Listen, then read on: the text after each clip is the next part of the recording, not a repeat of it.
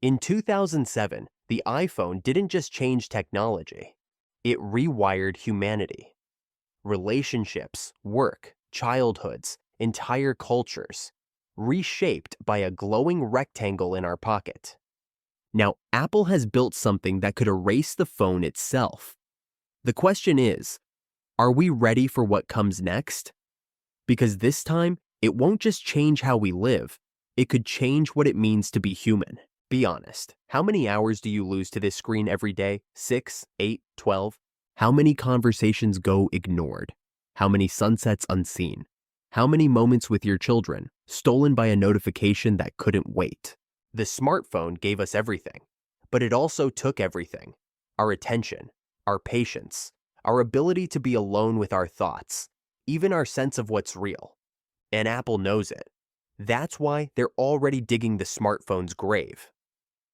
The Vision Pro isn't just a headset, it's a Trojan horse.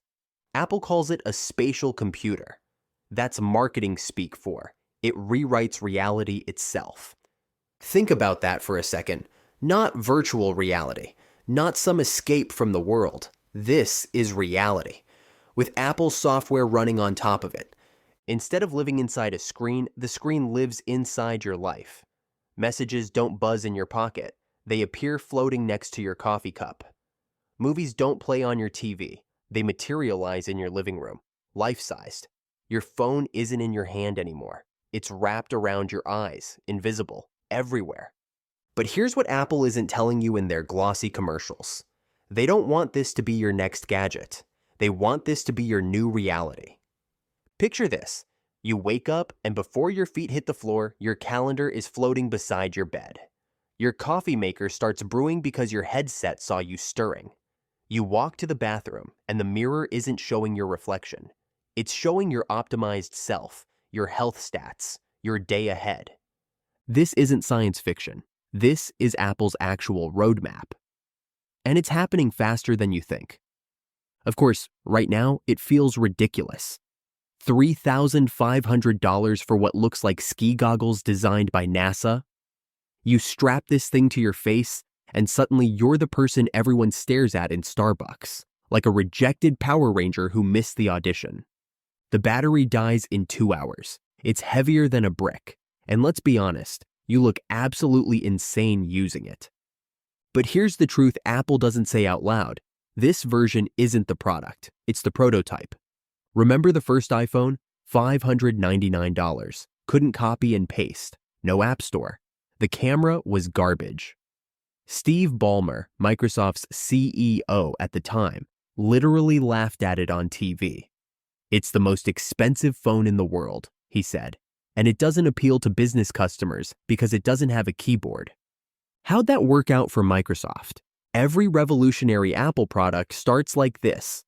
Too expensive, too impractical, mocked by everyone who thinks they understand technology.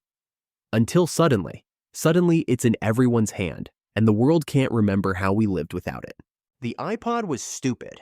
The iPad was just a big iPhone. The Apple Watch was a solution looking for a problem. So laugh at the Vision Pro now. But history has a message for you. You won't be laughing for long. Ask yourself this. How many years until the Vision Pro shrinks into lightweight glasses? Not the chunky goggles we see now. We're talking about glasses that look, well, like glasses. Apple's already working on it. The technology exists. 5 years, maybe 10 at most. And when that happens, when you can slip on what looks like designer frames and suddenly have unlimited screens floating around you, why would you ever touch a phone again? Think about it. Directions don't need a screen anymore. They're floating arrows in the air, guiding you like a video game. Texts don't buzz your pocket. They hover beside you as you walk, appearing and disappearing with a glance. FaceTime isn't a tiny square. Your loved ones are standing right in front of you, life-sized, making eye contact. Work doesn't happen at a desk. Your office is wherever you are, with unlimited monitors floating in perfect positions around you. Shopping doesn't need a store. You point at any object in the world, and information, reviews, and purchase options appear instantly. This isn't a new device. This is the slow, methodical assassination of the iPhone, and Apple is pulling the trigger themselves. Why would they kill their most profitable product? Because they learned something crucial from the iPhone's success. Whoever controls the interface controls everything.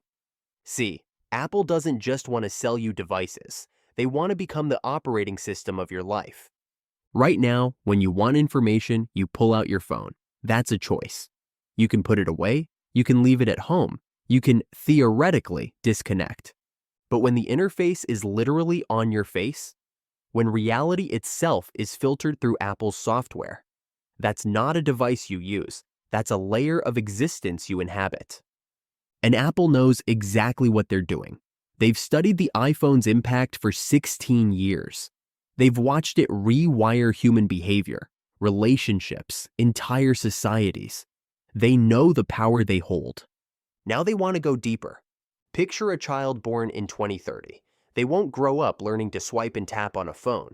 Their reality is the interface. Their memories, their friendships, their education, their entertainment, all filtered through Apple's lens. When they look at the sky, they'll see weather information. When they meet someone new, that person's social media will float beside their head. When they're sad, AI companions will appear to comfort them. That's not a phone upgrade.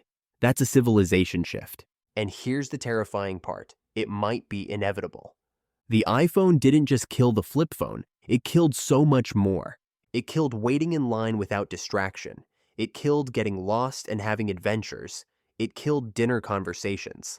It killed the ability to be bored, and with boredom, the space where creativity is born. It killed eye contact. It killed presence. It killed the shared experience of watching the same movie at the same time without second screening. We told ourselves these were improvements. Look how connected we are. Look how much information we have. But connection became addiction. Information became overwhelm. Now the Vision Pro promises to kill the iPhone, and with it, the last remnants of what we might call the pre-digital human experience. Soon there might be no separation between you and the digital world. No moment when you're truly alone with your thoughts. No experience that isn't somehow augmented, optimized, or recorded. Is that evolution? Or is that the end of something essentially human? The most shocking part? We might not even realize it's happening. The transition will feel natural, inevitable, even beneficial. Just like the smartphone did. One day, you'll put on those sleek AR glasses for just a few minutes to check something. 10 years later, you'll realize you can't remember the last time you saw the world without Apple software running on top of it. So here's what keeps me up at night. What happens when reality becomes a subscription service? When Apple controls not just what you see, but how you see it? What happens to privacy when your eyes, your window to the world, are also Apple's cameras, recording everything you look at, analyzing every micro-expression, building a profile more intimate than anything that's ever existed? What happens to truth when your reality can be edited in real time? When the line between authentic experience and algorithmic enhancement disappears completely? And what happens to us, to our kids, when we can no longer tell the difference between what's real and what's digital enhancement? The iPhone made us cyborgs with external devices. The Vision Pro wants to make us cyborgs with internal experiences. Are we ready for that? More importantly, do we have a choice? Because here's the thing about technological revolutions. They don't ask permission. They just happen. And by the time we realize what we've lost, it's usually too late to go back. So what do you think? Is the Vision Pro humanity's greatest invention or our most dangerous mistake? Are we witnessing the birth of a more connected, more capable human experience? Or are we sleepwalking into a future where we no longer own our own reality? Where technology doesn't serve us, but we serve it. Because here's the shocking truth that no one wants to say out loud. In the future Apple is building, we might not own technology at all. Technology might own us. The revolution isn't coming. It's already here. The only question is, are you going to be a conscious participant or just another user? Hit subscribe if this terrified you as much as it terrified me. Because next week, we're diving even deeper into the rabbit hole with a question that might keep you awake at night. If AR replaces our phones, what happens when it starts replacing our memories? Trust me, you're not ready for that answer.